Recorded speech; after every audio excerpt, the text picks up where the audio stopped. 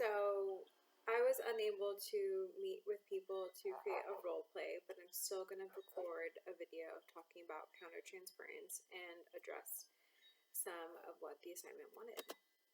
So today I want to talk about transference and countertransference. These processes shape the therapeutic relationship, often in ways clients and counselors aren't immediately aware of, but they can have a powerful influence on treatment. Transference happens when a client projects feelings, expectations, or beliefs from past relationships onto the counselor. For example, a client might respond to the counselor as if they were a critical parent, an absent partner, or a trusted mentor, even when the counselor hasn't acted in those ways. Countertransference is the counselor's emotional response to the client. These reactions can be conscious or unconscious, anything from feeling overly protective, irritated, or eager to rescue the client to seeing the client through the lens of our own personal history.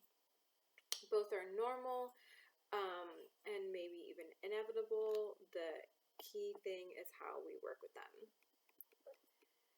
A culturally competent counselor understands that these processes don't occur in a vacuum.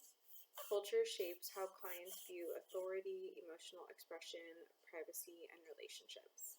Because of this, transference in one cultural context may look very different from transference in another. When we are working with clients, cultural humility comes first. We're paying attention not only to the emotions that show up between us, but also to the cultural meaning behind those emotions. If a client appears distant or cautious, that might not be resistance. It might reflect a cultural value around respect, hierarchy, or emotional restraint. Instead of challenging that behavior, I would explore what it represents for the client and adjust my approach so they feel safe.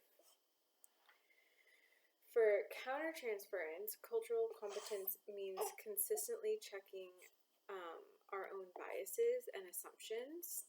We monitor what the client brings up in us, and we can ask ourselves, if I notice an unexpected emotional pull, positive or negative, I slow down, get curious, and examine it. We might consult with supervisors or engage in self-reflective practices to ensure our reactions don't shape the client's treatment unfairly.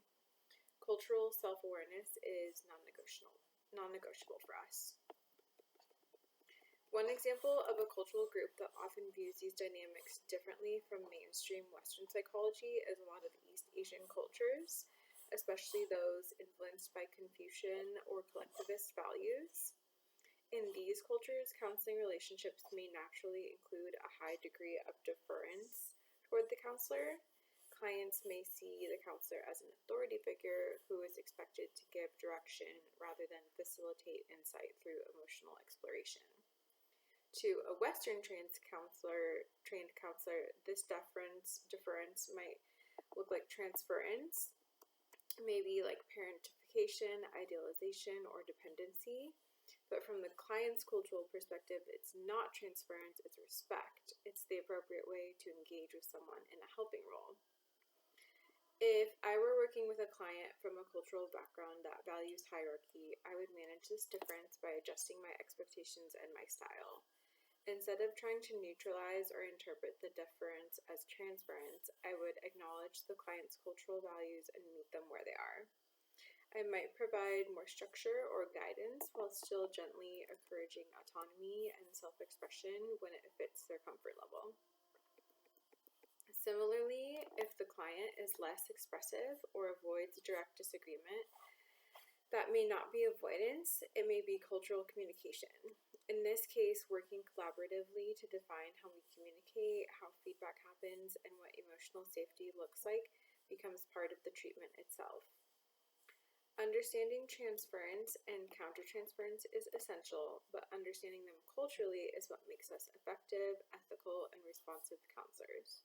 When we view clients through their cultural lens, not ours, we reduce misunderstanding, strengthen the therapeutic alliance, and create a space where healing can actually happen.